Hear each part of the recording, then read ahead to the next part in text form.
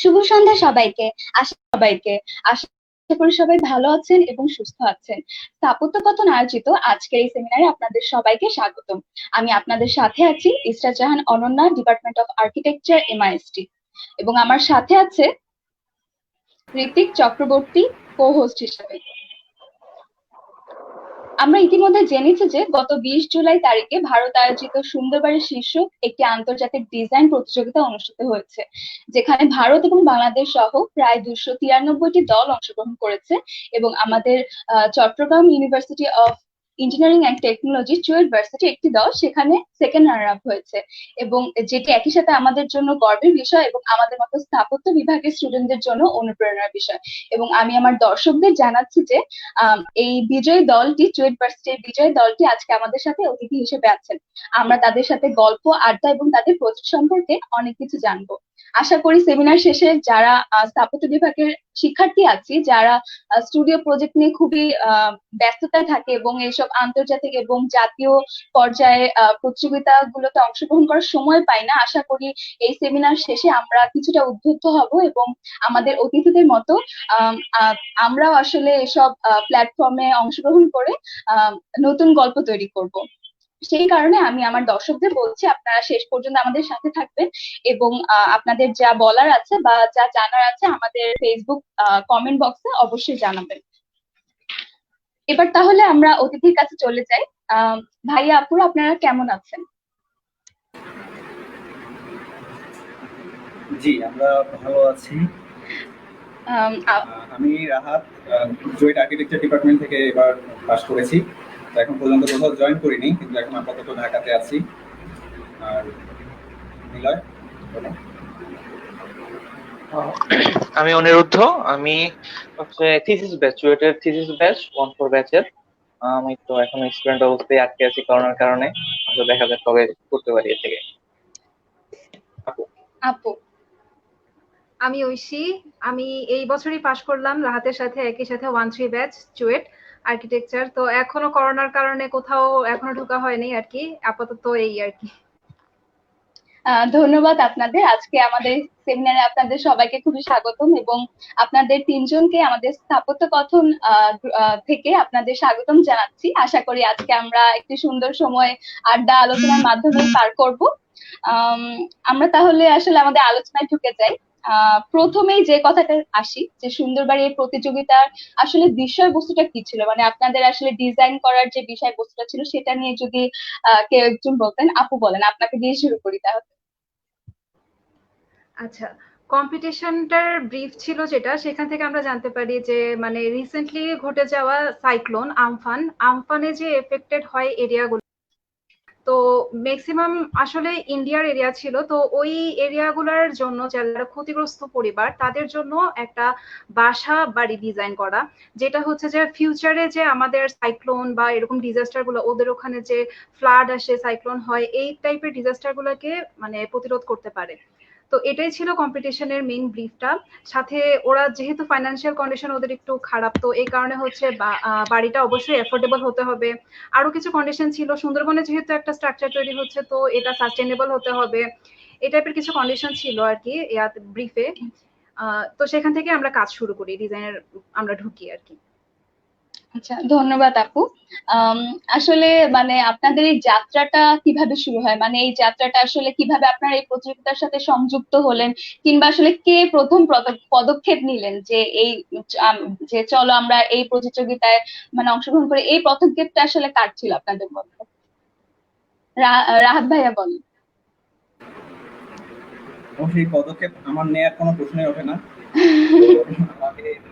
একদিক থেকে নিলয় আমাকে একদিন জানিয়েছিল যে এরকম একটা কম্পিটিশনের অ্যারেঞ্জমেন্ট হচ্ছে, আর অন্যদিক থেকে ঐশী আমাকে জানাচ্ছিল যে এরকম একটা কম্পিটিশনের অ্যারেঞ্জমেন্ট করেছে। তো আমি হচ্ছে এরপরে এই দুইজনকে নিয়ে এরপর আমি সহ তিনজনে মিলে হচ্ছে একটা টিম করি আর কি। এরপর থেকে কাজটা শুরু হয়।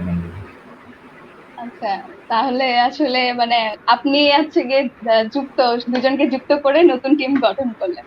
আচ্ছা, ঠিক আছে। কিন্তু আমরা জানি এখন করোনা পরিস্থিতি, যে দেখা যাচ্ছে মানে আমাদের গ্রুপ ওয়ার্কটা সেটা তো খুব মানে সম্ভব হচ্ছে না, আমরা এক জায়গায় বসে আলাপ আলোচনা করতে পারছি না।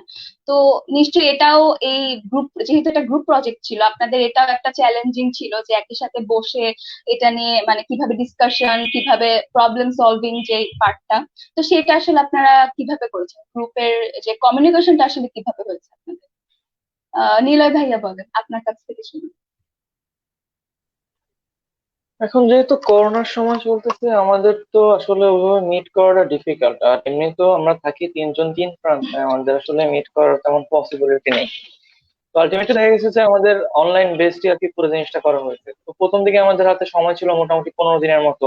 আমরা তো অবশ্যই আর্কিটেকচার স্টুডেন্ট হিসেবে আমরা কি করি, লাস্টের 5 দিনের জন্য কাজ রেখে কাজ দিয়ে রেখে দেয়। করি। তো আলটিমেটলি আমরা তো ওটাই করেছি। তো আমরা এই বিষয়ে মোটামুটি একটু সিরিয়াস ছিলাম। তো আমরা মোটামুটি 7 দিন 6 দিন পর পর একদিন একটু আমরা তিনজন এই মেসেঞ্জারে লাইভে আসতাম, কথা বলতাম, ডিসকাস করতাম যে আমরা কতটুকু কি জানতে পারছি। কারণ এখানে তো অনেক স্টাডির ব্যাপার চলে আসে। আর যেহেতু এটা একটা বিল প্রজেক্ট হতে পারে, তো আমাদের আসলে প্রত্যেকটা ক্রাইটেরিয়া নিয়ে চিন্তা করার ব্যাপার ছিল। তো আমরা প্রথম দিকে হয়তো চিন্তাগুলো নিয়ে কাজ করলাম, যে স্টাডি করলাম কতটা পানি ওঠে, কি রকম হচ্ছে উপকূলীয় অঞ্চলগুলোতে কিভাবে বানালে হচ্ছে স্ট্রাকচারটা ঠিক থাকবে, লোকাল ম্যাটেরিয়াল কি কি আছে, এগুলো নিয়ে স্টাডি করলাম অনলাইনেই। আর কিছুদিন আগে হচ্ছে আমি এই বছরই জানুয়ারি মাসের দিকে হচ্ছে একবার সুন্দরবনের ওদিকে গিয়েছিলাম। তো এতে আমি হয়তো কিছুটা একটু আইডিয়া পেয়েছি যে কিরকম হয়, যে ওদের স্ট্রাকচার গুলো একটু আপলিফটেড করালে কি সুবিধা হয়, কেন দেওয়া হয়। এইগুলা নিয়ে মোটামুটি অ্যানালাইসিস করে করে আলটিমেটলি আমরা একটা মোটামুটি একটা নিট আইডিয়াতে পৌঁছাই। তো অনলাইনতেই পুরোটা ছিল আমাদের পেজ। Thank you. আচ্ছা, মানে এমনি লোকাল মানুষদের সাথে কি এটা নিয়ে আপনারা কথাবার্তা বলেছেন, যে আসলে তাদের জীবনযাত্রা বা কি সমস্যা, এটা নিয়ে কি আপনারা কথাবার্তা বলেছেন? বেসিক্যালি আমি নিজেই কিন্তু উপকূলীয় অঞ্চলের মানুষ, আমার বাসা কিন্তু ভোলা শহরে। তো আমি নিজেই থাকি হচ্ছে নদীর পাড়ে, সমুদ্রের পাড়ে। তো আমি তো আসলে জ্বরগুলো ফেস করছি। ইভেন সি জ্বরের সময় আমার বয়স কম ছিল, বাট আমার সবকিছুই মোটামুটি ভালোভাবে মনে আছে। ঝড়ের তাণ্ডব যে কি মারাত্মক হতে পারে এসব উপকূলীয় অঞ্চলে আসলে আসলে আমরা বুঝতে পারি। এমনিতে ঢাকা শহরে বসে বা আমরা ভিডিও সম্ভব দেখে না আসলে। খবর দেখে ওটা ওটা কখনোই সম্ভব না, কোনোভাবেই সম্ভব না। তো আমি এখানে দেখেছি যে কিভাবে হচ্ছে একটা ঘূর্ণিঝড় বাসাবাড়ি গুলো উড়িয়ে নিয়ে যাচ্ছে। ওরা জাস্ট একদিনের ভিতরে হচ্ছে বাস্তুহারা হয়ে যাচ্ছে। তো মোটামুটি কিছুটা আইডিয়া ছিল যে কি করতে পারি, কিভাবে করতে পারি। আর বাকিটা তো আমরা অনলাইনে মোটামুটি স্টাডি করে থাকি। তো এইভাবেই আর কি জিনিসগুলো চলে আসে। আচ্ছা, মানে মোটামুটি আপনারা অনলাইন রিসোর্সের উপরেই মানে নির্ভর অনলাইন ছিলেন স্টাডি মোটামুটি। বেসিস। হ্যাঁ, হ্যাঁ, হ্যাঁ। আচ্ছা, তাহলে মানে আপনাদের, আমরা প্রজেক্টের টাইটেলটাতে আসি। টাইটেলটা যে আমরা জানি যে শেল্টার, আসলে টাইটেলটার পিছনে কনসেপ্টটা কি ছিল? আপু আপু আমার মনে কাজ হয় করছে। রাহাত ভাই বা আপু এটা ভালো বলতে পারবে। আচ্ছা, আপুর মুখ থেকে শুনি আপনাদের এই টাইটেলটার আসলে কনসেপ্টটা বা কিভাবে আসলো আসলে এই টাইটেলটা। আচ্ছা, আমরা যেটা শুরু করি যে আমরা প্রথমে মানে যখন এরকম একটা জায়গায় আমাদেরকে মানে ডিজাইন করতে বলা হয়, তার মধ্যে কিছু কন্ট্রাডিকশন ছিল আমাদের, যে যেহেতু সুন্দরবনের মতো এরিয়া, তারপর ঝড় থাকবে, এখানে সাইক্লোন থাকবে, তো আমাদেরকে এরকম একটা মানে স্ট্রাকচার বানাতে হবে যেটা পার্মানেন্ট হবে বা যেটা হচ্ছে যে প্রোটেক্টিভ একটা শেলের মতো কাজ করবে। ওইখান থেকে আসলে আস্তে আস্তে আমরা জিনিসটাকে এভাবে আনি যে একটা মানে প্রোটেক্টিভ শেল হবে যেটা হচ্ছে যে প্রোটেক্ট করবে ওদেরকে, এরকম একটা মানে চিন্তা ফার্স্টে একদম ইনিশিয়াল লেভেলে এরকমই একটা কিছু ছিল আর কি। যেমন যে আমরা যেরকম কচ্ছপের শেল দেখি যে মানে বিপদ দেখলে কচ্ছপ হচ্ছে যে শেলের ভিতর মানে নিজেকে গুটিয়ে ফেলে, ওরকম আর কি একটা কনসেপ্ট থেকেই আর কি আগানো, যে আমাদের এই প্রজেক্টটাও এরকম কিছু একটা হবে যে ঝড়ের সময় বা বিপদের সময় যে কোনো ডিজাস্টারের সময় ওরা নিজেদেরকে গুটায় ফেলবে বা শেলের ভিতরে নিজেদেরকে মানে প্রোটেক্টিভ একটা ব্যাপারে থাকবে। এটাই চিন্তা ছিল আমাদের ফার্স্টে। এখান আচ্ছা, থেকেই আমাদের এই নামটা শেল্টার এটা আসা আর কি। আচ্ছা, জি আপু, থ্যাংক ইউ আপু। আসলে আমরা প্রজেক্ট সম্পর্কে আরো অনেক কিছু জানবো। আপু, আমরা আমাদের অতিথিদের কাছেই চলে যাই, তাদের স্ক্রিন শেয়ারের মাধ্যমে আসলে আমরা আরো কিছু তাদের মুখে ব্রিফ শুনি। তো আমি শুরু করি আসলে।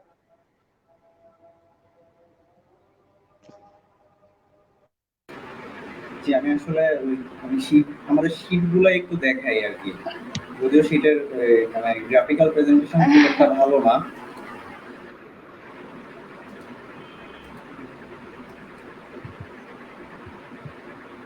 দেখা যাচ্ছে? হ্যাঁ ভাইয়া, আসছে। জি, এটা ছিল আমাদের হচ্ছে মানে ফর্মের যে ডেভেলপমেন্টটা ওটা আর কি। তো আমরা চিন্তা করেছিলাম যে আমাদের ফর্মটা একটু মানে মোটামুটি যত পিওর রাখা যায়, তো চিন্তা করলাম যে স্কোয়ার শেপটা কিন্তু মানে ভাইয়া খুব বেশি pure একদম। জি, ভাইয়া ফুল স্ক্রিন হয়নি ভাইয়া, মানে আমরা ইয়াটা শীটটা দেখতে পাচ্ছি না। সেটা দেখা যাচ্ছে না। না ভাইয়া, মানে উইন্ডোটা হচ্ছে গিয়ে এখনো। দেখা যাচ্ছে এখন। না ভাইয়া, আরেকবার চেষ্টা করলে ভালো হতো। ভাই কন্ট্রোল এফ দিয়ে ফুল স্ক্রিনে চলে গেলে মনে হয় দেখা যাবে।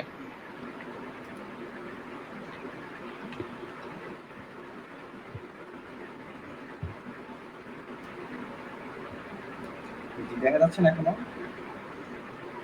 না ভাইয়া, এখনো আসলে ওপেন হয়নি, মানে স্ক্রিন শেয়ার দেখা যাচ্ছে কিন্তু ফাইলে শীটের দেখাচ্ছে না তাই। ফুল স্ক্রিনটা আসে নাই। হ্যাঁ, ফাইল গুলা দেখা যাচ্ছে।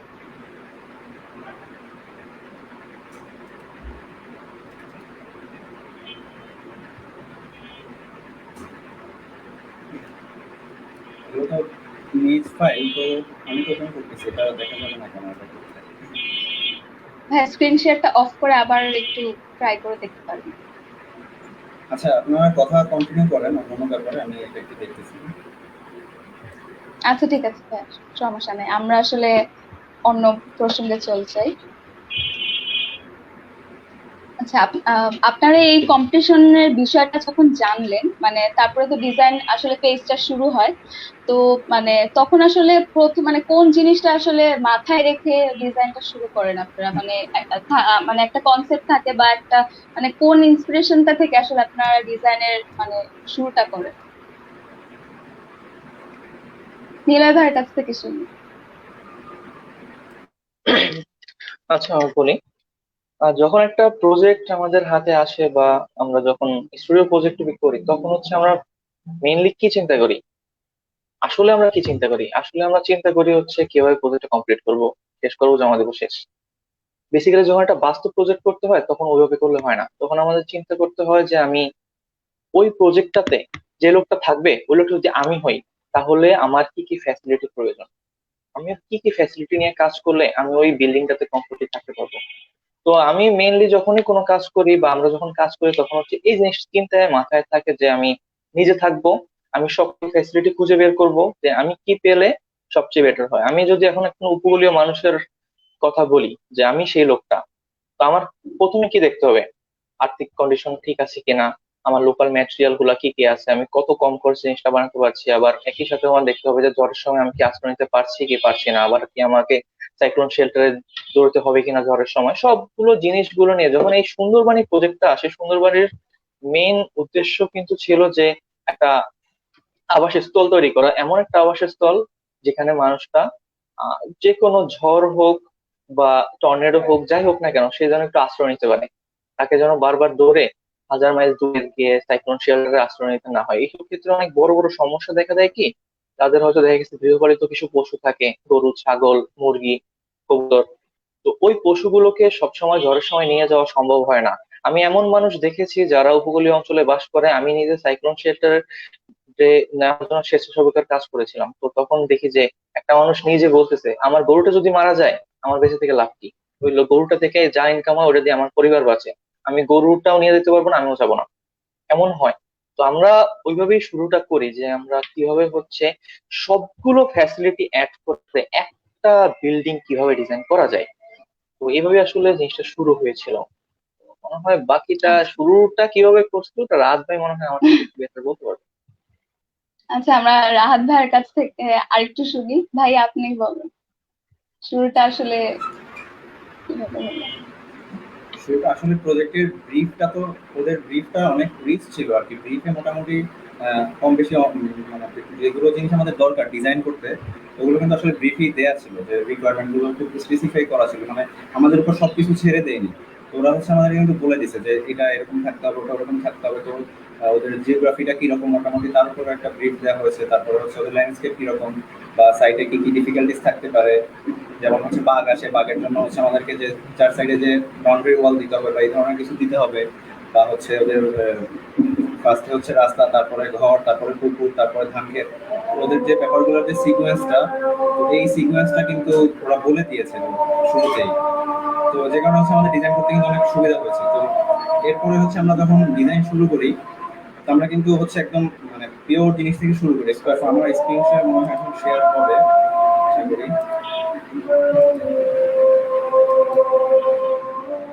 দেখা যাচ্ছে?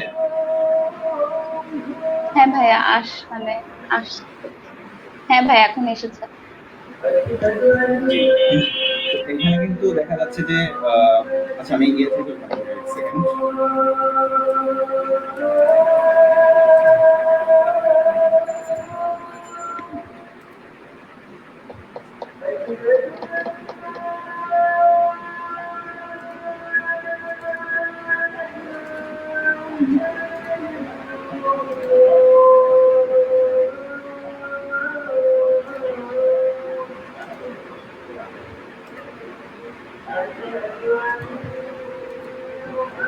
আচ্ছা, যেটা বলতেছিলাম যে আমাদের দেখা যাচ্ছে এখন?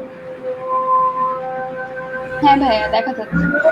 তো আমরা কিন্তু এই যে এইরকম একটা গ্রিড থেকে শুরু করি ডিজাইনটা। আমাদের হচ্ছে এরকম পিওর একটা গ্রিড হবে, স্কোয়ারের গ্রিড। যেখান থেকে দেখা যাচ্ছে যে পুরোটা তো বড় হয়ে যায়। তো আমরা চিন্তা করলাম যে একটা জায়গা আমরা পার্মানেন্ট করবো, আর একটা জায়গা হচ্ছে আমরা বাদ বাকি জায়গাটা আমরা হচ্ছে টেম্পোরারি করবো। টেম্পোরারি বলতে হচ্ছে ওরা হয়তো যখন ঝড় বৃষ্টি এগুলো যখন ফেস করবে, তখন দেখা যাচ্ছে ওই পার্মানেন্ট পার্টটার মধ্যে ওরা আশ্রয় নিবে। তো এরপর আস্তে আস্তে হচ্ছে আমরা চিন্তা করলাম যে আচ্ছা ঠিক আছে, এখন একটা র্যাম্প দিতে হবে। এরপর হচ্ছে এই ধরনের কিছু জিনিস অ্যাড করা হয় আস্তে আস্তে ডিজাইনে। এই যে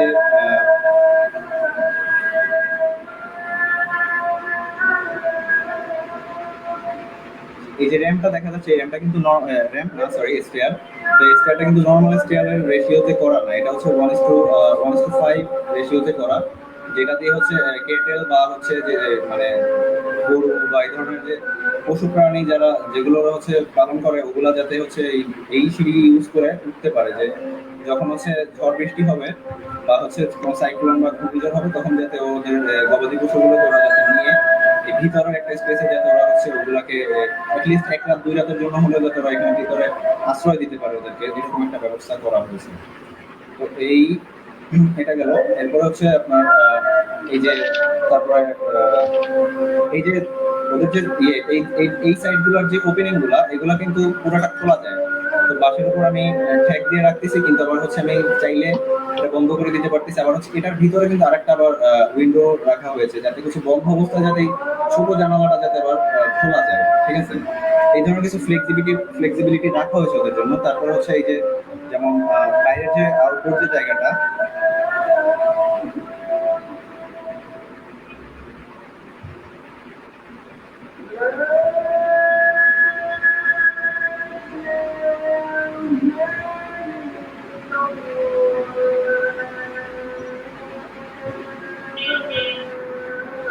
এই যে আমরা বাসগুলো যে দেখতেছি, এই প্রত্যেকটা বাস কিন্তু খোলা যায়। প্রত্যেকটা বাস ও খুলে কিন্তু যে কোনো সময় রিকোয়ারমেন্ট অনুযায়ী ও কিন্তু ভিতরে নিয়ে যেতে পারতেছে। এই যে ডিটেইলিং গুলো দেখতেছি আমরা, এগুলোর উপরে হচ্ছে বাসগুলো কিন্তু রাখা হচ্ছে। তো এগুলো কিন্তু আমরা মানে ছোট ছোট ডিটেইল গুলো কিন্তু আমরা ডিজাইন করেছি। যেমন হচ্ছে আবার এই যে বাইরের যে এক্সটেরিয়র জায়গাটার যে ফ্লোরটা, ওটা কিন্তু ওটাও কিন্তু হচ্ছে এরকম মানে খোলা যাচ্ছে। এই যে আমরা যদি এই জায়গাটা দেখি, এটাও কিন্তু খোলা যাচ্ছে। এবং এটা যে কিভাবে রাখা হবে, মানে কিভাবে থাকবে ওখানে, ওটাও কিন্তু আমরা ছোট ছোট ডিটেল গুলো নিয়ে হচ্ছে ভাবা হয়েছে এখানে। আর দেখা যাচ্ছে এই যে মডিউলগুলো 5 ফিট বাই 2 ফিটের মডিউল, তো এগুলা খুবই সহজে আবার রিপেয়ার করা যাবে যে কোনো সময় চাইলে। আবার হচ্ছে দেখা যাচ্ছে এগুলো যেহেতু বাঁশের হলে ওরা নিজেরাই এগুলো যে কোনো সময় তৈরি করতে পারবে। আর ওরা যদি ওদেরকে যারা বিল্ডিংটা বানিয়ে দিবে, যে অর্গানাইজেশনই বানিয়ে দিক না কেন, তো দেখা যাচ্ছে তাদেরকে কিন্তু এই ধরনের জিনিসগুলো ওদেরকে বানিয়ে দিতে হবে না। এই ধরনের জিনিসগুলো ওদেরকে একটু গাইডলাইন দিলে ওরা নিজেরাই তৈরি করে নিতে পারবে।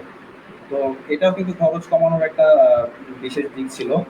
তো এটাই আর কি। আর রেইন ওয়াটার হারভেস্টিং এর জন্য দেখা যাচ্ছে খুব বেশি মানে কষ্ট করতে হয় না। তো এটা আমরা এই সিমিলার একটা জিনিস আমরা কিন্তু ইয়েতে গান্ধী আশ্রম, যেটা চার্লস কোরিয়ার, ওইটাতে কিন্তু আমরা দেখি ওটার রুফ গুলো যদি আমরা খেয়াল করি, রুফের সাথে সাথে ড্রেনেজ মানে যেটা রেইন ওয়াটার হারভেস্টিং এর জন্য ওটা যেভাবে করা হয়েছে, মোটামুটি ওই ধরনেরই কিন্তু একটা জিনিস এখানে করা হয়েছে। তো এই আর কি। আচ্ছা আমরা ভাই দেখতে পাচ্ছি যে মোটামুটি আপনারা মানে ম্যাটেরিয়াল চুজ বা এসবের ক্ষেত্রেও মানে অনেক কিছু মাথায় রেখে চুজ করেছেন। তো ম্যাটেরিয়াল সিলেকশনের ক্ষেত্রে আসলে কোন মানে জিনিসটা মাথায় রেখেছেন, যে লোকালি অ্যাভেলেবেল নাকি জি। যেটা আসলে বেশি দিন মানে টিকবে বা দীর্ঘস্থায়ী হবে, কোন বিষয়টা আসলে মাথায় রেখে ম্যাটেরিয়াল চুজ বা এই জিনিসগুলো ডিজাইন করেছেন? লোকালি অ্যাভেলেবেল ম্যাটেরিয়াল কিন্তু ওরা অলরেডি ইউজ করতেছে, ঠিক না? তো ওরা লোকালি অ্যাভেলেবেল ম্যাটেরিয়াল ইউজ করার পরেই কিন্তু ওরা প্রবলেমগুলো ফেস করতেছে।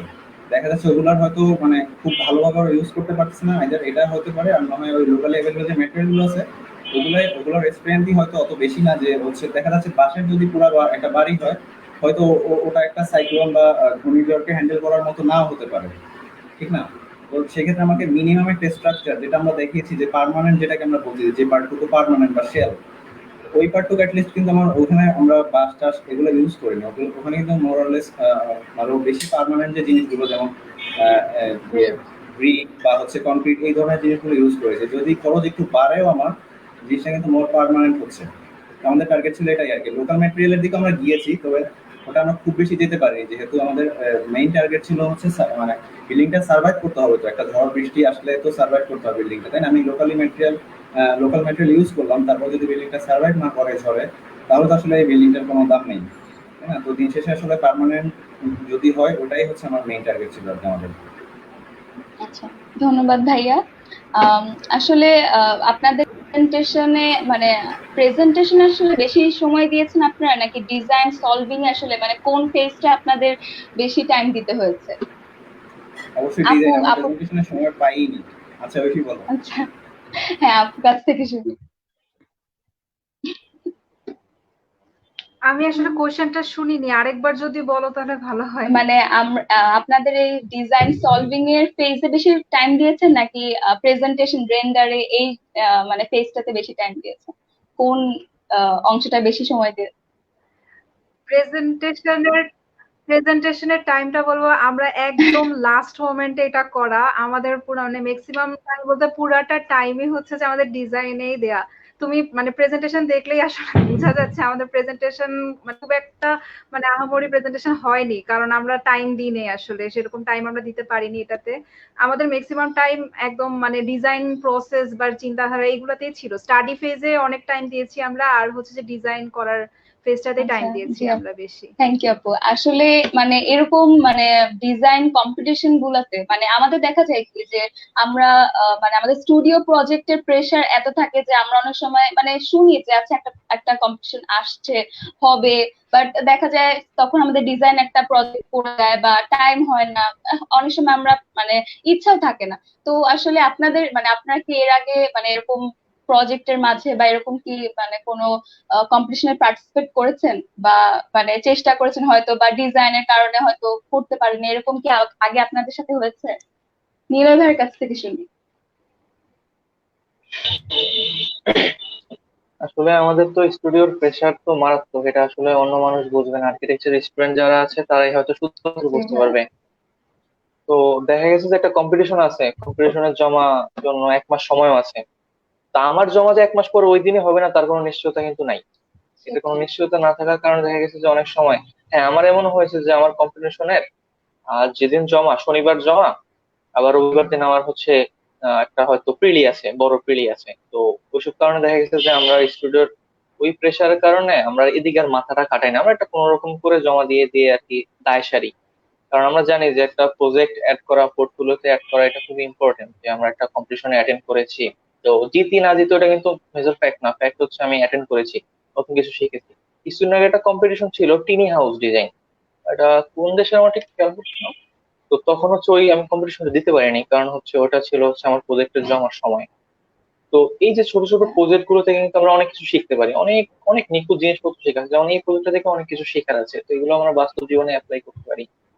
তো এইসব কারণে অবশ্য দেখা গেছে যে হ্যাঁ, স্টুডিওর সময় বের করে আমরা যদি গ্রুপে কাজ করতে পারি, টাইম মনে হয় ম্যানেজ করা কোনোভাবে না কোনোভাবে সম্ভব হয়ে যায় আলটিমেটলি। তো জাস্ট জি ইচ্ছা থাকা ভাইয়া, লাগে আর কি। সেটাই।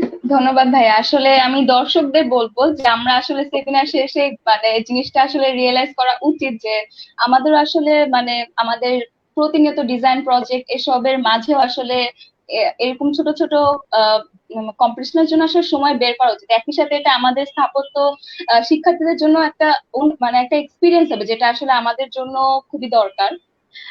তো আশা করি সবাই আমাদের দর্শকরা এই এই বিষয়গুলোতে গুরুত্ব দিবেন। আচ্ছা, আমরা আসলে আমাদের অনুষ্ঠানটার আগে আমরা আমাদের ফেসবুক পেজের মাধ্যমে কিছু প্রশ্ন পেয়েছি, আমরা সেগুলো আপনাদের কাছে তুলে ধরতে চাই। আম, আচ্ছা, রাফিউল খান লিখেছেন, কম্পিটিশনে কোন বিষয় গুরুত্বপূর্ণ, ডিটেলস এ ডিজাইন সলিউশন করা নাকি ডিজাইন আইডিয়া শেয়ার করে কম্পিটিশনের সকল রিকোয়ারমেন্ট ফুলফিল করা? আম, রাহাত ভাইয়ার কাছ থেকে শুনি। এই ব্যাপারটা আসলে তো আমাদের থেকে জাজরা ভালো বলতে পারবে, কারণ আমরা তো আমরা তো জাস্ট আমাদের কাছে যেটাতে প্রায়োরিটি দেওয়া উচিত মনে হয়েছে আমরা সেটাতেই প্রায়োরিটি দিয়েছি। দেখা যাচ্ছে কোনো কোনো প্রজেক্ট হয়তো ডিটেলিং এর কারণে ওরা মানে উপরের দিকে পজিশনে থেকেছে, কিন্তু আবার কোনো কোনো প্রজেক্ট হয়তো আইডিয়ার কারণে প্রায়োরিটি পেয়েছে। তো এটা আসলে ডিপেন্ড করে, যদি ডিটেলিং খুব বেশি হয় দেখা যাচ্ছে ওটার অবশ্যই একটা ভ্যালু আছে, এটাই আর কি। আচ্ছা, ধন্যবাদ ভাইয়া।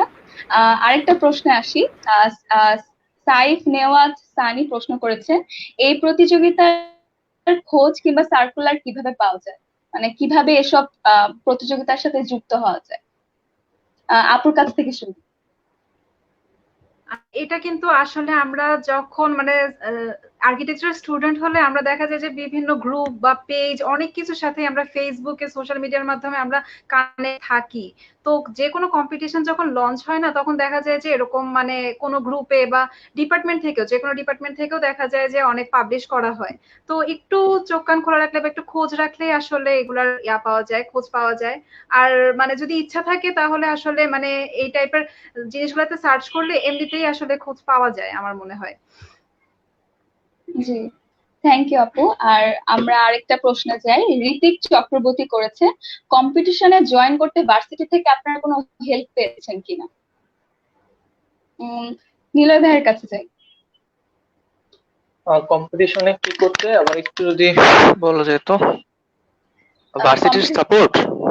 হ্যাঁ হ্যাঁ জি ভাইয়া, ভার্সিটি থেকে মানে সাপোর্ট পেয়েছেন কিনা বা হেল্প পেয়েছেন কিনা? হ্যাঁ হ্যাঁ হ্যাঁ, এটা এটা অবশ্যই এটা স্বীকার করার মতো একটা ব্যাপার। এই কম্পিটিশনে পার্টিসিপেশন করার জন্য যে টাকাটা লাগতো 2,000 টাকা রেজিস্ট্রেশন ফি, আমাদের কিন্তু ওটা লাগেনি। আমাদের যে ডিপার্টমেন্ট হেড সাদি স্যার, উনি কিন্তু একটা রিকমেন্ডেশন লেটার ম্যানেজ করে দিয়েছিল। তো ওইটা দেখে কিন্তু আমরা কিন্তু ফ্রিতে কম্পিটিশনটা অ্যাটেন্ড করছি। এটা বিশাল একটা সাপোর্ট, অবশ্যই একটা বড় সাপোর্ট দিয়েছে। জি অবশ্যই। আর এরকম ইন্টারন্যাশনাল প্ল্যাটফর্মে আসলে বাংলাদেশের স্টুডেন্টদের পার্টিসিপেশন কেমন, মানে এটা কি আপনারা মানে কেমন দেখেছেন? এটা তো আসলে ওরকম ভাবে আমি ভালোভাবে বলতে পারবো না, বাট দেখা গেছে যে যখন এই সাবকন্টিনেন্টের কাজগুলো চলে আসে, মানে এই এরিয়ার যে আমাদের ইন্ডিয়া, বাংলাদেশ, মায়ানমার, এই সাবকন্টিনেন্টের কাজগুলোর ক্যাটাগরি কিন্তু অলমোস্ট সেম। আমরা কাজগুলো থেকে কিন্তু কিছুটা বুঝতে পারি যে ক্যাটাগরিটা আমরা কিরকম করি।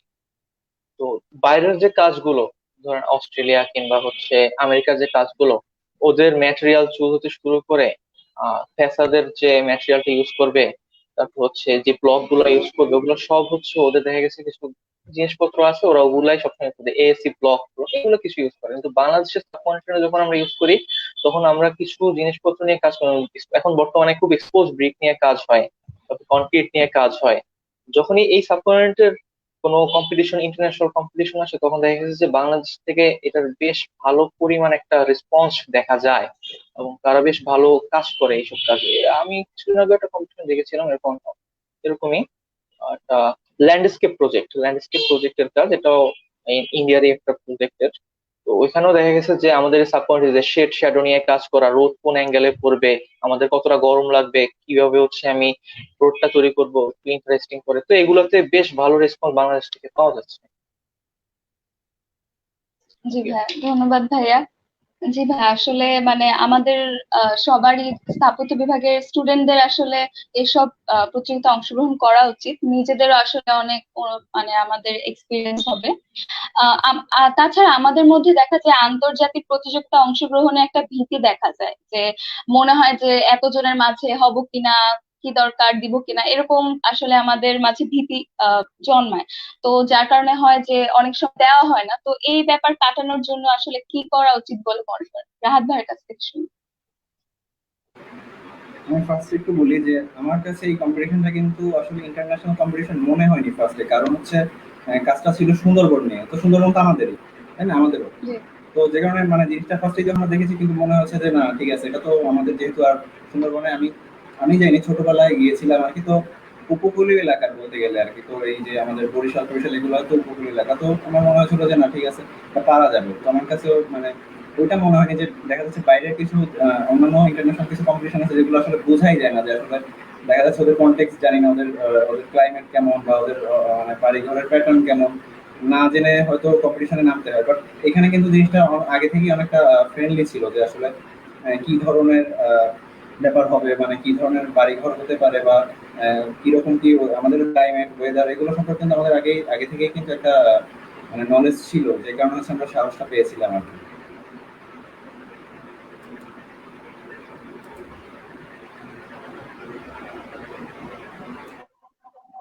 মানে আমি বলতেছিলাম যে আপনাদের তো একটা কম্পিটিশনের জন্য আপনারা ডিজাইনটা তৈরি করছিলেন।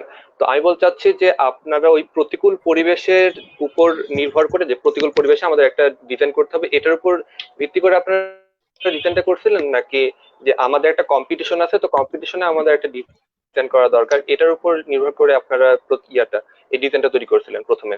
কি হিসেবে চিন্তাটা মাথায় আসছিল? দুইটাই।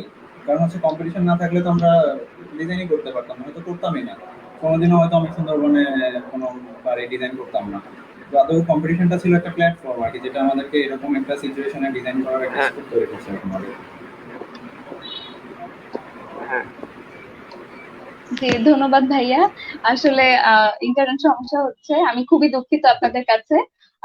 আমরা হচ্ছে কি আমাদের ফেসবুক পেজে আমাদের দর্শকরা কিছু প্রশ্ন করেছেন, আমরা এখন আসলে সেসব প্রশ্নে চলে যাব। আহ রূপশৈলী আমাদের সাথে আছেন। শাহরিয়ার আহমেদ বলেছেন, একটি প্রতিযোগিতার জন্য এমন প্রজেক্ট পাওয়ার পর আপনাদের প্রস্তুতির পদক্ষেপগুলো কি কি হয়? আচ্ছা, আমি প্রশ্নগুলো পরপর বলে যাই, আপনারা একটু মাথায় রেখেন। কম্পিটিশনে সবাই ডিজাইন সাবমিটের রুলস ফলো না করার কারণে রিজেক্ট হয়ে যায়, সেক্ষেত্রে আপনারা কি সব রুলস ফলো করেছিলেন? সৈয়দ আলামিন বলেছে, কাজ করতে গিয়ে কি কি চ্যালেঞ্জ ছিল আপনাদের সাথে? আবেগ আমাদের সাথে আছে, সে বলেছে বিল্ডিং এর লংজিবিলিটি কেমন হবে যদি রিয়েল লাইফে বিল্ড করা হয়, মানে এক্সপেক্ট, আচ্ছা সেটা পুরোটা আসেনি। আচ্ছা, আমরা উপরের প্রশ্নগুলোতেই চলে যাই। প্রথম প্রশ্নটা যাই যে একটা প্রতিযোগিতার জন্য এমন প্রজেক্ট পাওয়ার পর আমাদের প্রস্তুতির পদক্ষেপগুলো কি কি?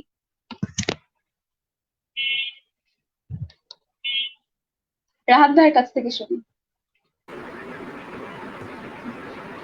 প্রস্তুতি বলতে আমরা আসলে স্টুডিও ডিজাইন গুলোতে যেমন মানে যেভাবে শুরু করি, ওটাই আসলে সিস্টেম, যে আসলে আমরা ফার্স্টে মানে সাইট বা হচ্ছে কনটেক্সট নিয়ে মানে পড়াশোনা করা, তারপর হচ্ছে কাদের জন্য করা হচ্ছে তাদেরকে নিয়ে মানে একটু জানা, তারপর হচ্ছে আপনার ওদিকে ক্লাইমেট নিয়ে একটু জানা, তারপর হচ্ছে ডিজাইন ক্রাইটেরিয়া আসলে কি বা আমাদের পারপাসটা ছিল কি, এগুলো নিয়ে আসলে জানা। এরপর আসলে আস্তে আস্তে ডিজাইন ফেজে ঢোকা। তো একটা জিনিস যেটা ভালো ছিল যে আমাদের নিলয় কয়েকদিন আগে যে সুন্দরবনে গিয়েছিল, যে কারণে আমরা আসলে ওখান থেকে কিন্তু কিছু এভিডেন্স বা ডকুমেন্টস আমরা পেয়েছি, যে আসলে কিছু ছবি, দুই একটা ইমেজই কিন্তু আসলে আমাদের চিন্তা ভাবনাকে ম্যানিপুলেট করতে পারে, ওরকম যদি পাওয়ারফুল কোনো ইমেজ হয়। তো যেগুলো আসলে খুব হেল্প করছে আসলে। Thank you. আচ্ছা, ধন্যবাদ ভাইয়া আপনাকে। আমরা পরের প্রশ্নে চলে যাই। কম্পিটিশনের সবাই ডিজাইন সাবমিটের রুলস ফলো না করার কারণে রিজেক্ট হয়ে যায়, সেক্ষেত্রে আপনারা কি সব রুলস ফলো করেছিলেন কিনা? নিলয় ভাইয়ের কাছ থেকে শুনি। আসলে হ্যাঁ, যেটা বলেছে এটা অবশ্যই সত্যি কথা। আমরা যখন হচ্ছে ক্রাইটেরিয়া গুলো ফলো করি না তখনই কিন্তু এটা রিজেক্ট হয়ে যায়।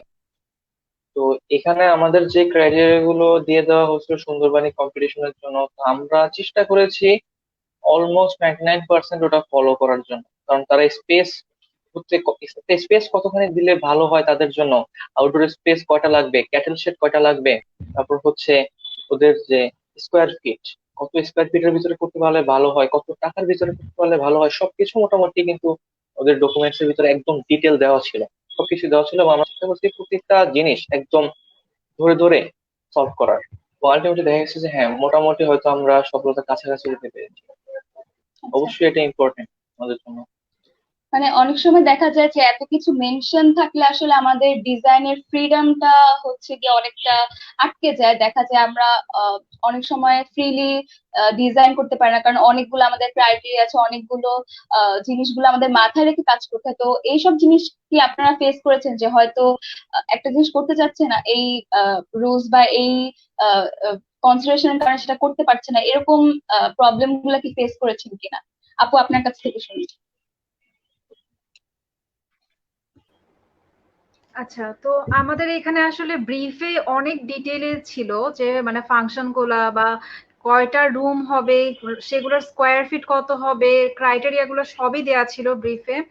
আমার মনে হয় এটা আমাদের জন্য প্রবলেম না, বরং আরো মানে আমাদেরকে এটা হেল্প করে। কারণ হচ্ছে যে যেহেতু আমরা মানে নিলয় শুধু সুন্দরবনে গিয়েছিল, আমরা তো সুন্দরবনে যেতে পারি নাই বা আমরা ওই জায়গাটা সম্পর্কে তেমন একটা জানি না, বা মানে আমাদের কাছে যে ক্রাইটেরিয়া গুলো দেওয়া ছিল এটা আমাদেরকে আসলে গাইড করেছে আরো ভালো মতো। আর যেটা বাউন্ডারির কথা বলা হয়েছে, এখানে কিন্তু এতটা বেশি মানে বাউন্ডারি ছিল না। যেমন আমাদেরকে যে কোনো স্টুডিও প্রজেক্টেও যেমন দেওয়া হয় যে প্রথমে প্রজেক্টের একটা হ্যান্ড আউট দেওয়া হয় যে মানে কি কি ক্রাইটেরিয়া থাকবে, তো ওই রকমই ছিল ব্যাপারটা, অনেকটা অনেকটা স্টুডিও প্রজেক্টের মতোই আমরা এটাকে হ্যান্ডেল করতে পেরেছি আর কি। তো এটাকে আমরা নেগেটিভলি নিইনি, আমরা এটাকে আচ্ছা, পজিটিভলি থ্যাংক নিয়েছি। ইউ আপু। আমরা আসলে পরের কমেন্টে চলে যাই। সৈয়দ আলামিন বলেছে, কাজ করতে গিয়ে কি কি চ্যালেঞ্জ ছিল আপনাদের সাথে? রাহাত ভাই, আপনার কাছে শুনি।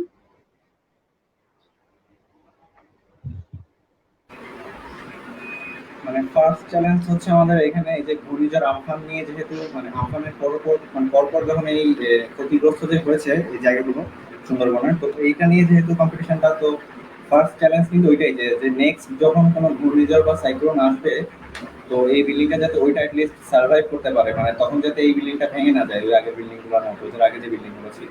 তো এটা কিন্তু ফার্স্ট চ্যালেঞ্জ। তারপর আরেকটা চ্যালেঞ্জ ছিল যে পানি উঠে যায়, তো ওটার কারণে ওটা একটা প্রবলেম। তো পানি উঠে গেলে তো ওটার জন্য আমাকে অবশ্যই একটু আপলিফট করতে হবে যেভাবেই হোক। তো এটা তারপরে হচ্ছে সাইক্লোনের সময় কিন্তু উইন্ড প্রেশার খুব বেশি থাকে, যে কারণে হচ্ছে মানে ঘরের চাল তো উড়ে নিয়ে যায়, তারপরে পুরো বিল্ডিং পুরো ঘরই পারলে উড়ে নিয়ে যায়। তো যে কারণে হচ্ছে ওই দিকটা একটু খেয়াল রাখতে হয়েছে। তো মোটামুটি এগুলো আর ওদের দেখা যাচ্ছে ওদের প্রফেশনাল মানে প্রফেশন গুলো নিয়ে একটু আমাদের প্রথমের দিকে ডাউট ছিল, আমরা আসলে কোন ধরনের প্রফেশন নিয়ে আসলে মানে কোন ধরনের প্রফেশনের মানুষের জন্য কাজ করবো। তো মানে আস্তে আস্তে করে আমরা একটু পড়াশোনা করতে করতে এগুলো আস্তে আস্তে আর কি ফিক্স করেছিলাম। ধন্যবাদ ভাইয়া। আমরা পরের প্রশ্নে চলে যাই। আবেগ রহমান করেছে, বিল্ডিং এর লংজিভিটি কেমন হবে যদি রিয়েল লাইফে বিল্ড করা হয়? ঐশী আপু, আপনার কাছে শুনি। আচ্ছা, তো এটা কিন্তু আমাদের মানে কম্পিটিশনেরও একটা হচ্ছে যে সবথেকে বড়ই বলতে গেলে যে মানে বিষয় ছিল যে আমাদেরকে বিল্ডিংটাকে স্টেবল করতে হবে যেন এটা আমার মানে ঝড়ে বা সাইক্লোনে উড়ে না যায়।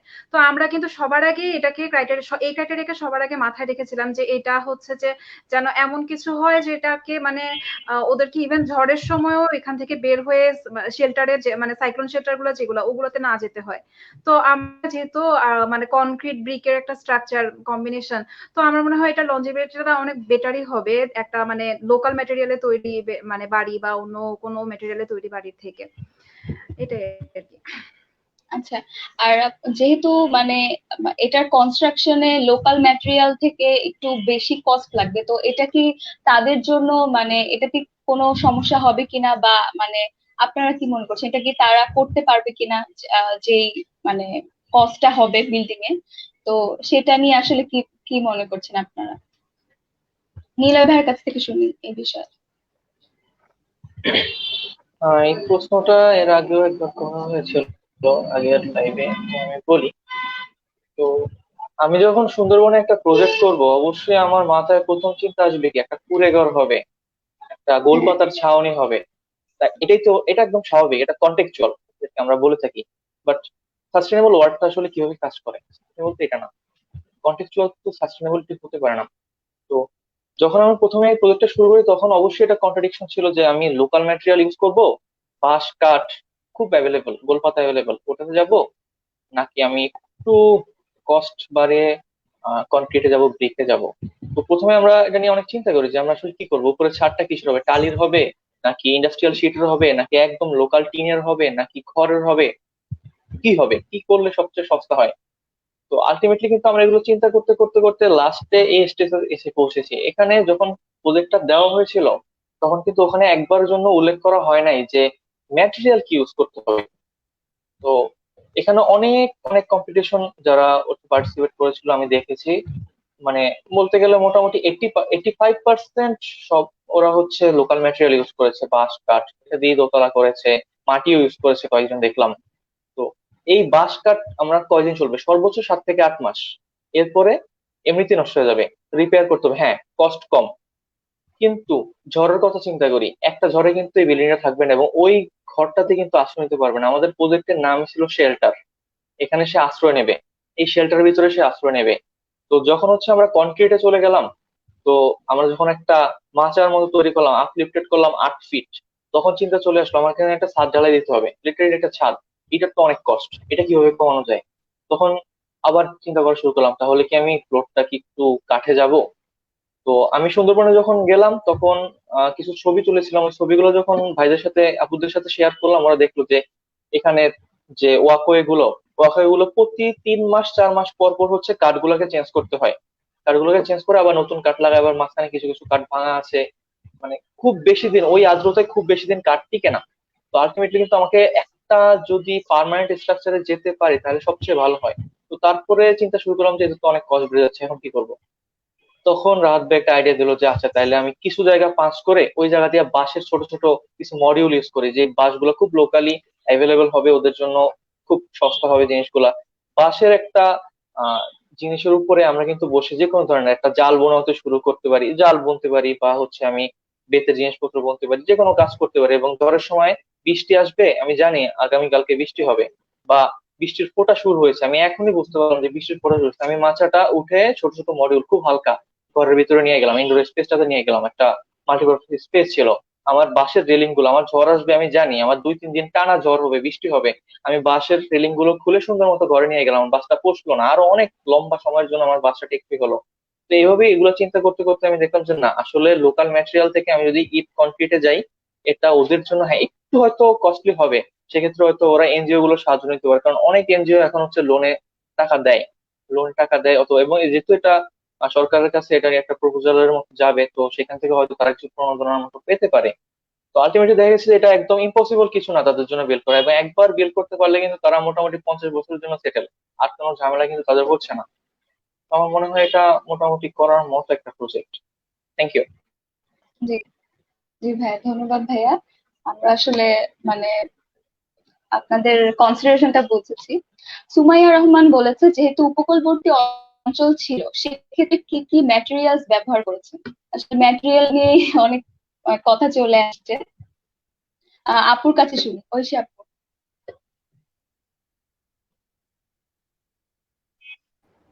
আচ্ছা, মেটেরিয়াল বলতে আমরা তো এতক্ষণ ধরে এই কথাগুলো বললামই। তো আমরা সবার আগে যেটা আমরা দুইটা মানে পুরা প্রজেক্টটাকে দুইটা ভাগে ভাগ করেছিলাম, যে একটা পার্মানেন্ট স্ট্রাকচার হবে আর একটা হচ্ছে পোর্টেবল স্ট্রাকচার। তো পার্মানেন্ট স্ট্রাকচারটার জন্য আমরা হচ্ছে সেটাকে আমরা কনক্রিট আর ব্রিকের মানে কম্বে তৈরি করি। আর হচ্ছে যে উপকূলীয় অঞ্চল যেহেতু ওখানে বাঁশ বা কাঠ এগুলো খুবই অ্যাভেলেবল, এই কারণে হচ্ছে যে আমরা যে পোর্টেবল স্ট্রাকচার গুলা সেখানে হচ্ছে যে আমরা বাঁশে চলে যাই। বাঁশের স্ট্রাকচার হচ্ছে যে ওই যেটা বারবার আসলো যে বাঁশের কিছু মডিউল ইউজ করা হয় যেগুলো হচ্ছে মানে আমি পরে ঝড়ের সময় বা ডিজাস্টারের সময় ফ্লাডের সময় আমি এগুলোকে খুলে আবার আমার যে পার্মানেন্ট স্ট্রাকচারটা থাকবে সেটার ভিতরে আমি রাখতে পারবো। আর হচ্ছে রুফ বা ফ্যাসাদের জন্য আমরা ইউজ করি হচ্ছে ইন্ডাস্ট্রিয়াল শিট। এটাও হচ্ছে যে ইউজ করা হয় যে একটা কারণ দাম মানে কস্ট এফেক্টিভ, আর একটা কারণ ছিল হচ্ছে যে এটা মানে যেন হচ্ছে যে অনেকদিন হচ্ছে স্টেবল থাকে, এই কারণেই হচ্ছে মেটেরিয়াল গুলা মানে সব দিক চিন্তা করে ইউজ করা মোটামুটি এই আর কি। আচ্ছা, ধন্যবাদ আপু। আম, আমরা আরো আসলে আমাদের দর্শক আহ, অনেক প্রশ্ন করেছেন। সৈয়দ আলামিন একটি প্রশ্ন করেছেন, প্রজেক্টটি নিয়ে আপনাদের ফিউচারে কি পরিকল্পনা আছে? রাহাত ভাইয়ের কাছ থেকে এ নিয়ে শুনি।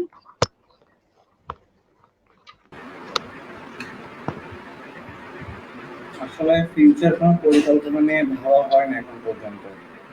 আমরা এই কম্পিটিশনে পার্টিসিপেট করা পর্যন্ত আসলে আমাদের পরিকল্পনা ছিল, এরপর একটা এখনো ভাবা হয়নি, এই আর কি। আচ্ছা, থ্যাংক ইউ ভাইয়া। আসলে আমাদের সাথে অনেকেই যুক্ত আছেন আমরা দেখতে পাচ্ছি। আম, রয় প্রশ্ন করেছেন, এই কম্পিটিশন গুলার কোথা থেকে জানতে পারবো আপডেট গুলো? যারা মূলত জুনিয়র তাদের জন্য গাইডেন্স দিলে ভালো হতো। মানে কোথা থেকে সার্কুলেশন পাবো, এটা আসলে আমরা কিছুক্ষণ আগেই শুনেছি। আমরা দ্বিতীয় প্রশ্নটা চলছে, আর যে আমাদের আসলে স্থাপত্য বিভাগের যে স্টুডেন্ট আছে আমরা, আমাদের মতো আরো স্টুডেন্ট দর্শক যারা আছে, তাদের নিয়ে আসলে তাদের উদ্দেশ্য করে কি কিছু বলতে চান, যে যেটা হয়তো আপনারা এখন ফিল করছেন যে আরো আগে হয়তো এটা করা উচিত ছিল, হয়তো দেরি হয়ে গেছে, হয়তো আরো আগে করলে আরো আরো আমরা আরো কিছু অর্জন করতে পারতাম, এই বিষয়গুলো কি আপনাদের কাছে মনে হয়েছে? ঐশী আপুর কাছ থেকে শুনি। আচ্ছা, তো যেহেতু কম্পিটিশন নিয়ে কথা হচ্ছে, তো কম্পিটিশন নিয়েই বলি। তো অনেক সময় এরকম হয় যে আমরা সামনে দেখি যে মানে কম্পিটিশন কোনো একটা, মানে আমি পার্টিসিপেট করার ইচ্ছাও ছিল, পার্টিসিপেট করার সুযোগও ছিল, কিন্তু করা হয় নাই। তো ওইখানে দেখা যায় যে আমারই পরিচিত হয়তো বা কেউ মানে কোনো প্রাইজ পেয়ে গেল বা হচ্ছে কোনো একটা পজিশনে আসলো। তো ওইখানে ডিজাইনটা দেখলে হয়তো বা তখন আমাদের মাথায় আসে যে এরকম তো কিছু একটা আমি চিন্তা করেছিলাম। কিন্তু হচ্ছে যে এর থেকে বেটার হয়তো বা চিন্তা করেছিলাম, কিন্তু আমার আসলে দেয়া হয় নাই। কোনো একটা কারণে হয়তোবা আমার প্রজেক্ট ছিল, বা আমি হয়তোবা এই চিন্তাটাই করি যে আমি কি আসলে মানে পার্ট নিবো, এই আইডিয়াটা কি আসলে স্ট্যান্ড করবে, এরকম একটা চিন্তা করি। তো আমার মনে হয় যে এই চিন্তাটা থেকে বের হওয়া উচিত। আমরা মানে যদি আমরা ট্রাই করি, এট লিস্ট পার্টিসিপেট করি, এটাই আমার মনে হয় বড়। তো কম্পিটিশন, আমার মনে হয় কম্পিটিশনটা নিয়েই বলবো যে কম্পিটিশনে থাকলে মানে এরকম কোনো কম্পিটিশন সামনে দেখলে ভয় না পেয়ে আর কি পার্টিসিপেট করাটা জরুরি। Thank you. জি, ধন্যবাদ আপু। আসলে আমরা আমাদের অনুষ্ঠানে শেষ পর্যায়ে চলে এসেছি। এমনি ওভারঅল আপনারা কিছু মানে আমাদের দর্শকের উদ্দেশ্যে কিছু বলতে চান? ভাইয়া আপুরা কোনো, যে আমাদের আসলে যারা দর্শক আছে তাদের উদ্দেশ্যে কি কিছু বলতে চান? নিলয় ভাইয়ের কাছ থেকে শুনি। আসলে এটা কি বলবো, আমি একটা অতি সামান্য স্টুডেন্ট, আমার আসলে এই বিষয়ে বলার মতো জ্ঞান কিন্তু এখনো হয়নি। আমাদের দেশে অনেক বড় বড় লিজেন্ড আর্কিটেক্ট আছে, তাদের কাছ থেকে আমরা আসলে অনেক কিছু শিখি। বাট আমি এখন এমন কোনো কিছু হয়ে যেতে পারিনি যে আমি আসলে তাদেরকে গাইডলাইন দেবো। হ্যাঁ, আমি কিছু জিনিসপত্র হয়তো বলতে পারি যে কিভাবে একটা কাজ করা যেতে পারে। ফার্স্ট অফ অল হচ্ছে কোন একটা প্রজেক্ট ধুম করে শুরু করে দেওয়া উচিত না, একটু স্টাডি করা উচিত। অ্যাটলিস্ট কেস স্টাডি গুলো কিন্তু খুব ইম্পর্টেন্ট, যেটা আমরা খুবই অযত্নের সাথে করি। ওগুলো কিন্তু খুব ইম্পর্টেন্ট। তো কেস স্টাডি গুলো থেকে আমরা কিন্তু অনেক জিনিসপত্র পাই, যেমন এই যে চার্লস ফোরিয়ার যে কথাটা রাহাত ভাই বললো একটু আগে, গাঞ্জা স্ট্রম। তো ওখান থেকে যে আইডিয়াটা পেয়েছি, ওই আইডিয়াটা কিন্তু খুব ইফেক্টিভ ছিল, এই জায়গাটার জন্য খুব ইফেক্টিভ ছিল। আমরা কিন্তু আইডিয়াটা কিন্তু ওখান থেকে কালেক্ট করেছি। তো এরকম আর কি, আমাদের জাস্ট বড় বড় কাজগুলো যদি একটু দেখি, জানতে পারি, শিখতে পারি, কিছু পড়ালেখা করতে পারি ওদের কাজগুলো দেখে দেখে। বাংলাদেশে তো এখনো অনেক বড় বড় আর্কিটেক্ট আছে, আমরা কয়জনই বা তাদের কাজগুলো সম্বন্ধে জানি? আমরা হ্যাঁ, রফিক আজম স্যারের কথা হয়তো আমরা জানি, বা মাজারুল ইসলাম স্যারের কথা জানি। তো এদের কাজগুলো সম্বন্ধে কতটা স্টাডি করেছি, তো এই স্টাডি গুলো যদি আমরা একটু করে দেখি, বর্তমানে যে লিজেন্ড আর্কিটেক্টরা আছেন, পলাশ স্যার আছে, তারপর ফয়েজ স্যার আছে, তো ওনাদের কাজগুলোর ভিতরে কিন্তু একটা প্যাটার্ন আছে। ওনারা একই প্যাটার্নে সব কাজ করে, এবং ওদের বিল্ডিংটা দেখলে বাইরে থেকে বোঝা যাচ্ছে এই কাজটা মনে হয় ফয়েজ স্যারের, বা এই কাজটা মনে হয় পলাশ স্যারের। তো ওই যে প্যাটার্নটা তৈরি করা, ওই প্যাটার্নটা তৈরি করাটা কিন্তু একটা ইম্পর্টেন্ট ইস্যু। তো সেক্ষেত্রে প্রত্যেকেরই মনে হয় যে নিজস্ব একটা প্যাটার্ন তৈরি করা উচিত, নিজের, একদম নিজের। কারণ আমরা সবাই আলটিমেটলি কিন্তু আর্কিটেক্ট হবো, কাজ করবো, স্বাধীনভাবে কাজ করবো। তো নিজের একটা প্যাটার্ন তৈরি করা, যে প্যাটার্নটা সবচেয়ে বেস্ট হবে আমার জন্য, মানুষের জন্য, যাদের জন্য আমি কাজ করছি তাদের জন্য। তো এগুলো নিয়ে কাজ করা এখন থেকেই শুরু করা উচিত। যেমন ফার্স্ট ইয়ার থেকে যে লোকটা কাজ করতেছে, আমরা যে স্টুডেন্টরা আমরা পড়ালেখা করতেছি, একজন হয়তো দেখা গেছে ফর্ম গেস কাজ করে খুব পছন্দ করে, একটু ভাঙচুর ফর্ম হবে, ডাইনামিক কাজ হবে। আবার আরেকজন দেখছে না, আমি ফর্মে কাজ করবো, আমি খুব পিওর গ্রেডে কাজ করবো, গ্রেডে সলভ করবো। তো এরকম পার্থক্যটা চলে আসে। আবার কেউ মনে করে যে না, আমি ফার্স্ট ইয়ারে একটু ফর্ম নিয়ে কাজ করছি, সেকেন্ড ইয়ারে আমি এখন স্ট্রাকচার শিখবো, স্ট্রাকচার গ্রিড আয়রন প্যাটার্ন নিয়ে কাজ করবো। তো এইভাবে আর কি একটা একটা আইডিয়া তৈরি করে নেওয়া উচিত নিজের থেকে, যে আমি এটা নিয়ে কাজ করতে চাই, এভাবে কাজ করতে চাই। আর সিকোয়েন্স গুলা যেটা আমরা আর্কিটেকচার স্কুলে শিখি, একদম নর্মালি বাবল ডায়াগ্রাম মতো শুরু করে আলটিমেটলি ডিজাইনের একদম ফাইনাল স্টেজ পর্যন্ত, তো ওগুলো কিন্তু ফেলে দেওয়ার মতন, ওগুলো কিন্তু 100% অ্যাপ্লাই করা উচিত প্রতিটা কাজে। আমরা যখন একটা নিজেরা পার্সোনাল কাজ করতে যাই, ধরেন আমি একটা রেসিডেন্স প্রজেক্টেরই কাজ পেলাম, আমি তো জীবনেও এটা ভাববো না যে আমি একটা বাবল ডায়াগ্রাম করবো, কারণ আমার তো এখানে জুড়ে নিচ্ছে না কেউ। কিন্তু এটা করা উচিত, এটা কতটা ইফেক্টিভ ওটা কাজ করতে গেলে আস্তে আস্তে বোঝা যায়। ইভেন বড় বড় আর্কিটেক্টের কাজ আমি ইন্টার্ন করার সময় দেখেছি, তারা কিন্তু স্টিল নাও বাবল ডায়াগ্রাম করে, জোনিং করে, স্কিমেটিক প্ল্যান করে। তো এগুলো কিন্তু এমনি এমনি আসে না। তো আমার মনে হয় প্রতিটা স্টেপ যা আমরা শিখেছি ওগুলো অ্যাপ্লাই করা উচিত। Thank you. Okay, thank you ভাইয়া। আসলে আমি ঐশী আপু, রাহাত ভাই এবং নিলয় ভাইয়া তিনজনকে অনেক অনেক ধন্যবাদ দিতে চাই আপনাদের এই কথাগুলা, এই গল্পগুলো, পুরো যাত্রাটা আসলে আমাদের সাথে শেয়ার করার জন্য এবং আমাদের সাথে সময় দেওয়ার জন্য। আমরা অনেক কিছু আছে যেগুলো মানে আজকের সেমিনারের পরে অনেক কিছু ক্লিয়ার হয়েছে, অনেক কিছু নিয়ে আমরা আসলে যেমন যেটা বারবারই আমি উল্লেখ করছি যে আমরা আসলে কম্পিটিশনে পার্টিসিপেন্টস এই ব্যাপারটা নিয়ে আমরা আরো অনুপ্রাণিত হব।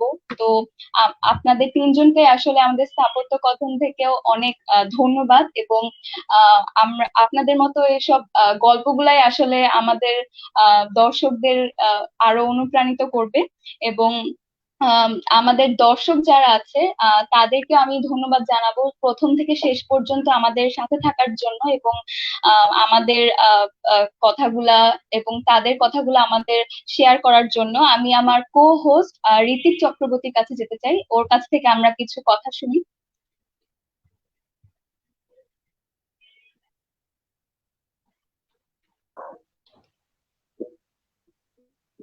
ভাইয়া, অসংখ্য ধন্যবাদ। আপনাদের কথাগুলো আমি এতক্ষণ মন দিয়ে শুনলাম, খুব ভালো লাগছিল। আমি আসলে আপনাদের কথাগুলো শুনে এটা বলতে চাচ্ছি যে হ্যাঁ, আপনারা যে এই কম্পিটিশনে জয়েন করলেন, তো এটা আমাদের জন্য অনেক একটা গর্বের বিষয় যে আচ্ছা, আমরা স্থাপত্য বিভাগে থেকেও আমরা অনেক ভালো কিছু কম্পিটিশনে জয়েন করার মাধ্যমে দেশের নাম গৌরবান্বিত করতে পারি। এরপরে একটা পৃথিবীকে যে একটা নতুন কিছু দেওয়া সম্ভব স্থাপত্য বিভাগে থেকেও, সেটা আমরা আপনাদের কাছ থেকে শিখতে পারতেছি। তো এগুলো আমাদের জন্য অবশ্যই অনেক ইন্সপিরেশনাল স্পিচ ধরনের হবে। আবার আপনারা বললেন যে আমরা যেন ফার্স্ট ইয়ার থেকেই জিনিসগুলোর সাথে খুব সুন্দরভাবে যুক্ত থাকি, তো সেগুলো আমাদেরকে ইন্সপায়ার করবে এসব কাজে যুক্ত থাকার জন্য। এই আর আমাদের স্থাপত্য কথনে আপনাদেরকে সময় দেওয়ার জন্য অসংখ্য ধন্যবাদ। এই আমি ইসরাত আপুর কাছে যেতে চাচ্ছি। আচ্ছা, ধন্যবাদ ঋত্বিক তোমাকে। আমরা আসলে আমাদের অনুষ্ঠানের একদম শেষ পর্যায়ে চলে এসেছি। আমি আবারও আমাদের অতিথি ভাইয়া আপুকে ধন্যবাদ জানাবো এবং আমাদের দর্শকদের ধন্যবাদ জানাবো এবং আমাদের সাথে আসলে সাথে আমাদের পর্দার পিছনে থেকে আমাদের স্থাপত্য কথনের টিম মেম্বাররাও আসলে প্রথম থেকে কাজ করে গিয়েছেন। আমি তাদেরকেও ধন্যবাদ জানাতে চাচ্ছি। রিফাত সুমাইয়া, প্রিমিয়াম ইউনিভার্সিটি, রফিউল ভাইয়া, আবেগ চুয়েট থেকে, আবৃত্তি এমআইএসটি থেকে, প্রলয় সানি হোস্টু থেকে, ঋতিক রুয়েট থেকে, Tofail Khulna university, Shahriar leading university, Inaba BRAC university, Sanjida এবং হচ্ছে আলামিন স্টেট ইউনিভার্সিটি। আরো অনেকেই আসলে আমাদের এই অনুষ্ঠানে প্রথম থেকে শেষ পর্যন্তই ছিলেন এবং আমি আমার টিম মেম্বারকেও হচ্ছে গিয়ে ধন্যবাদ জানাচ্ছি এই এরকম একটা সেমিনার অর্গানাইজ করার জন্য, যেখানে আমার মতো আরো দর্শক যারা আছে, যারা স্থাপত্য বিভাগের স্টুডেন্ট, তারা আশা করি সবাই উপকৃত হবে এবং আমি সবাইকে ধন্যবাদ জানিয়ে আজকের এই সেমিনারটি শেষ করছি। সবাই ভালো থাকবেন, সুস্থ থাকবেন এবং করোনা পরিস্থিতি যেহেতু, আপনারা সবাই নিজেদের যত্ন নেবেন এবং সতর্ক থাকবেন এই বলে আজকের সেমিনারটি এখানেই শেষ করছি। আশা করি সবাই ভালো থাকবেন এবং আমরা এরকম সেমিনার নিয়ে আবার আপনাদের কাছে চলে আসবো। ততদিনের জন্য সবাইকে বিদায়। আশা করি সবাই ভালো থাকবেন। আমি আপনাদের সাথে উপস্থাপক হিসেবে ছিলাম Israt Jahan Ananya, department of architecture MIST, এবং আমার কো হোস্ট ছিল ঋত্বিক চক্রবর্তী। সবাইকে বিদায় জানিয়ে এখানে আমার অনুষ্ঠান শেষ করছি। ধন্যবাদ।